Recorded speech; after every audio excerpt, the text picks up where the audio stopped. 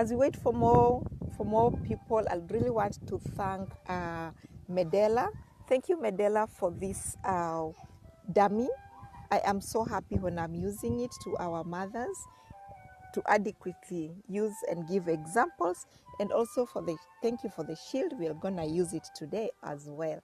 Thank you, Medela Products. All right, now let's get started. What is nursing strike? Yes, karibu sana November Hunter. I see you and thanks for joining. So what is nursing strike?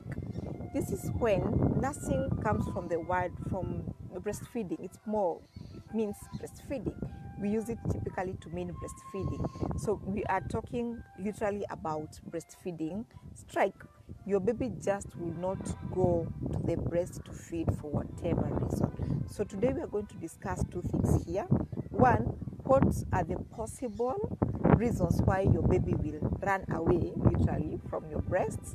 And number two, we'd want to know, what can I do as a mom to bring back my baby on the breast? All right, so first things, common things occur more commonly, right? So number one, your baby could be sick. A sick baby will present with all sorts of signs and symptoms. A baby who is not feeding might be a very sick baby. All right, baby may not even be having a high fever. Baby might just be cranky and fussy and inconsolable and will not go to the breast. Kindly, number one, find out if your baby is sick. Baby could be having ear infection, malaria, especially in Kisumu or any other place where it's a malaria zone area. Baby might be having any kind of infection. So it's very good to know if your baby is having any kind of infection. Number two is mother's sickness. If you are sick, and I'm going to divide mother's sickness into two. One, the breast might be sick or any other part of the body might be sick. For example, when it comes to the breast first, you might be having engorged breasts, mastitis, a blocked duct, or nipple has really cracked and it's painful and it's bleeding. So that one will make your baby not come to this breast, because one, the tastes of the milk will be interfered. Yesterday we said that if you have mastitis or engorged breast, because the milk has stayed in the breast for some time, it absorbs more of the sodium and the tastes might go off. So your baby will just come to the breast and like, what is that? And your baby will not feed. Your baby will not come back to the breast. Then number two is general mother's condition. As a mom, you could be sick. You might be having any sickness. Just name it, any sickness. And you're on any medication. It could be an antibiotics, antimalarials, those kind of illnesses. And your breast milk might have an off smell, off taste, especially the antibiotics. Hey, have you ever taken the common one? What is it called? Amoxil. And you went to for a shortcut, and the whole washroom smelled like an antibiotic, like a ward. Yes. Imagine now your breast's milk tasting that way. Your baby may not like it, may not want it, and will just have a nursing strike. All right, that's number two. Number three is if you change the schedules. These ones, sorry, our new office. This one really happens to mothers who've changed their schedules when they've gone back to work. You go back to work, you've been feeding your baby on demand. Anytime baby wants nyonyo, nyonyo is there. Anytime baby wants to nurse, mommy's nyonyo is there. But now when you go back to work, it's changed. Baby might start using other things or other modes of feeding. So definitely because of the changed schedule, baby's feeding habits might change. And when you come back in the evening, you have an engorged breast, your breast is so full, and baby will be like, you know what? This is not the deal. This is not what I'm used to having. So your baby might go on strike on the same. All right? Now, this is very common to us ladies. We go shopping and you see a new body wash. You want to try it. you see a new soap, you want to try it for a reason or the other. So what happens if you change your body lotion, your body wash, your perfume, your roll-on, name them, as in when you change your natural scents, baby might smell you, you will be smelling that new scent, and baby will not come to you. Like, it can be very frustrating. I've seen moms who get frustrated and they are crying, and it's just overwhelming. So when you go back, you're like, what have I changed? I've changed from this oil or this lotion or this body wash to another, just a different taste of or smell of from what baby is used to. Nothing strike. Okay, then that one takes me to our food as mothers. Some of us, allow me to use the example of garlic. It has a very strong scent which does not even go away after we eat. So you've not been using garlic to cook your food, and then all of a sudden you eat food cooked with a lot of garlic. Even your mouth, even after brushing and everything, smells garlic. By the time you're coming to breastfeed your baby, milk is tasting garlic, baby will go on nursing strike. Babies are very sensitive, they are sharp, they are, they are discovering their new zone. So if you change that, then baby might go for a strike. So whenever your baby has a nursing strike, just go back and evaluate, what have I changed? What have I done that I'm used to do it, but I've done it differently, for example? Then it's interesting to note that, ladies, during ovulation, our milk supply goes down. Yes, it's caused by ovulation. Your body hormonal changes is happening. So when you have an oversupply, as the baby is feeding. All right, sorry about that, network problems. So by the time your baby is back to the breast and trying to get something to feed, the milk supply is down. If you've watched our other movies, our other videos, we had talked about when the baby has already enjoyed that there's a lot of letdown. That's this letdown that just comes automatically when the baby has started feeding. So what happens is, when during ovulation, the milk supply goes down. So you're bit about ovulation. What happens during ovulation? So sorry about that. Our body hormonal changes. Remember, I'm not even mentioning those names of the funny hormones of our bodies, but just know that our hormones keep playing up, down, up, down. So during ovulation, the milk supply is affected and goes down. When you bring your baby to the breast, the letdown is not as gushing as it should be. So your baby gives up and is like, mama, I think this is a raw deal, I think this is a raw deal. I do not want. And they strike and they get frustrated and they cry and they fast, they sleep. They wake up again thinking it's better, they come back to the same breast and the cycle is the same. They don't want anything to do with that breast. All right. The other one is family planning. Some family planning, and please, moms, when you go back to your clinic, or some of us go even without the baby, just make sure when you're going either to a chemist or a clinic or whatever we go, just make sure you've told your healthcare provider that you are a lactating mom.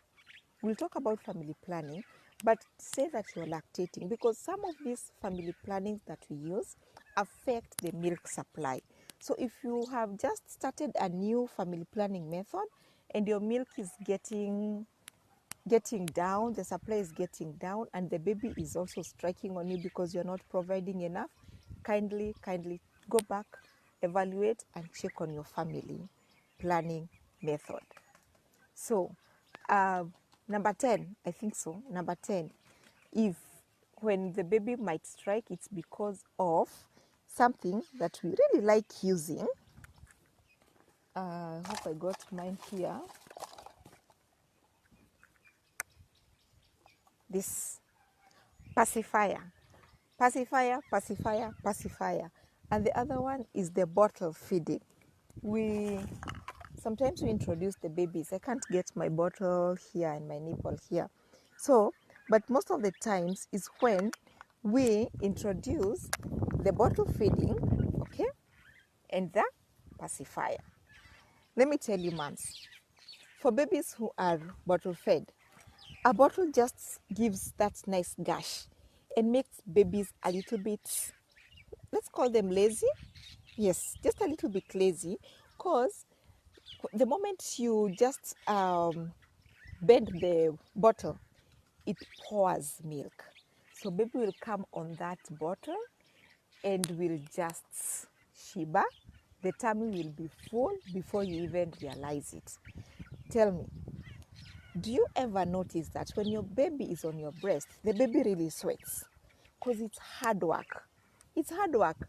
I was telling some moms that we were discussing that once the baby is off breast, or even you as an adult, and you're taken back to the breast, you'll not be able to do the art of breastfeeding, that is sucking, breathing, and swallowing.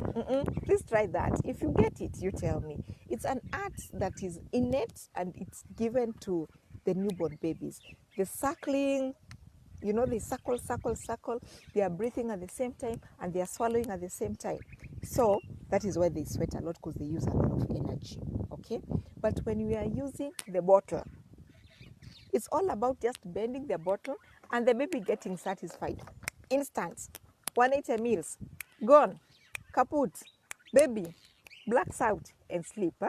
We call it breast milk knockdown. They just knock down and sleep. So if you've introduced your baby to the bottle and you want to bring your baby to the breast, sometimes they tell you, you know what, why should I work hard?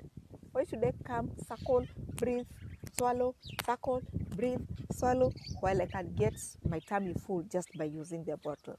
So most of the babies who are bottle fed early, most of the times we have a nursing strike.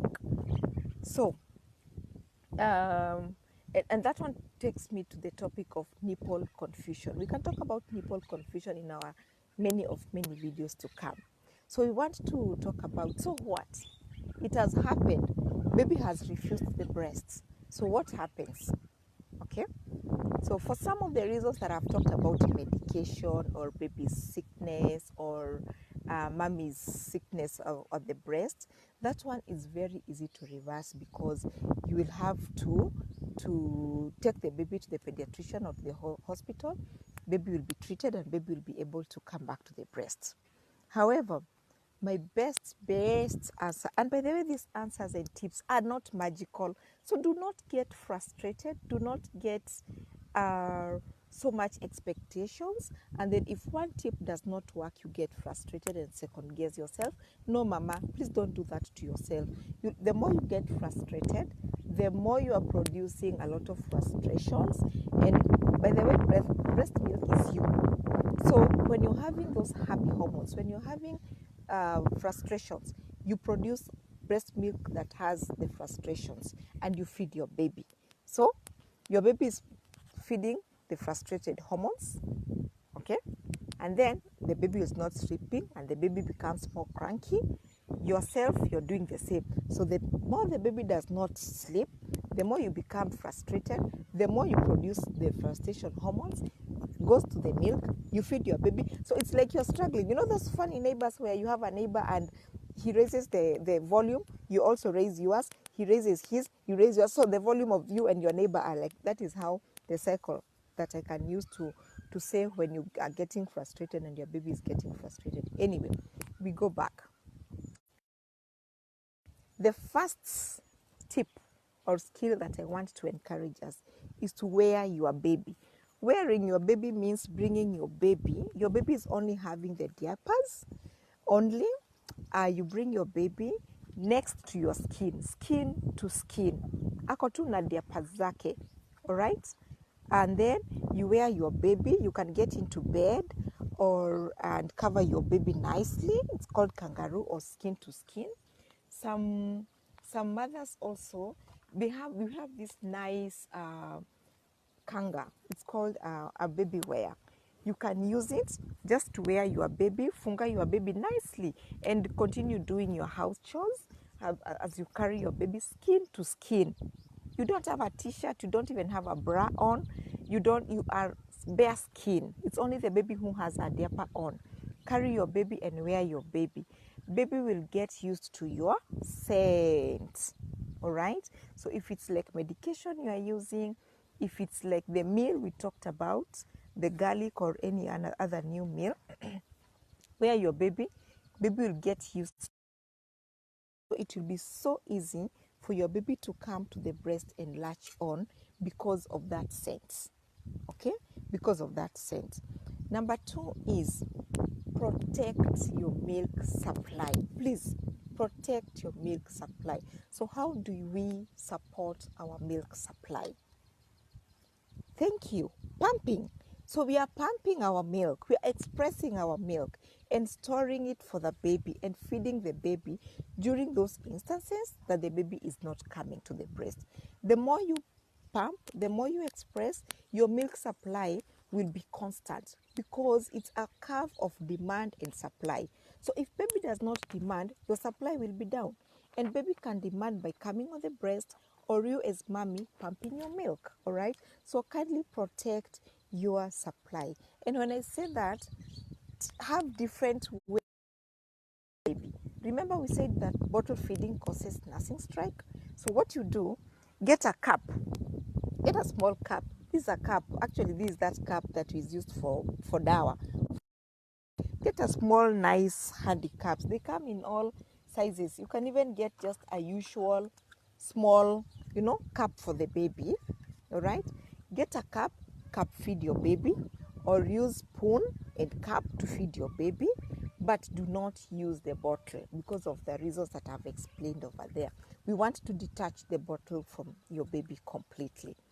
The other one is stimulate your breast, all right? Stimulate your breast because baby wants food that is ready. Baby wants to get food already in the breast. So baby does not want to come to suck and to wait for milk and to wait for the letdown. So what you do the moment your baby is up, start massaging. You can use warm compression. You can use your hand just to massage your baby. And the moment the baby will come and have a good latch, there will be a very good letdown. That's number 1 on how to stimulate. Number 2 on how to stimulate your milk is bring your baby to the breasts. Okay? The moment your baby is on the breast, I don't know how I'm supposed to handle this. Okay. The baby is on your breast like this. So what you do, you compress. You compress. You are compressing. It's called breast compression. So you are compressing milk as the baby's mouth is, your nipple, the baby is breastfeeding. So the baby is, this is the baby's mouth. So it's like this, and this is the breast. So you compress. So that means you are like ejecting milk in baby's mouth. So the baby will enjoy galloping, just galloping. And before you know it, will start now suckling the milk as much. The other thing is try different kind of nursing positions. Just try different kind. Cradle position, for example, football, clutch, lying, even sometimes just go down, like on all fours. We'll do the breastfeeding positions, but when you go on all fours, there's force of gravity. When you are all fours, see, matiti will stay like this, like a cow on all fours. Ni kuchuchuma. Is it chuchuma? I don't know. My Kiswahili teacher will be very frustrated. You bend over, and then your breast milk will be like in this position. Force of gravity will make milk come down, and then you bring your baby to the breast. Okay, so that's another position that you can try. Just try all sorts of breastfeeding positions just to make sure that your baby is back on the breast.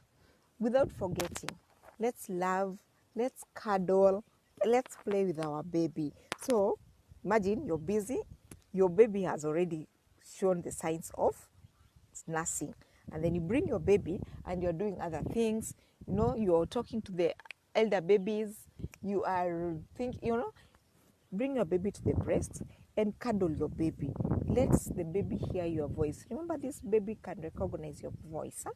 talk to the baby, cuddle your baby.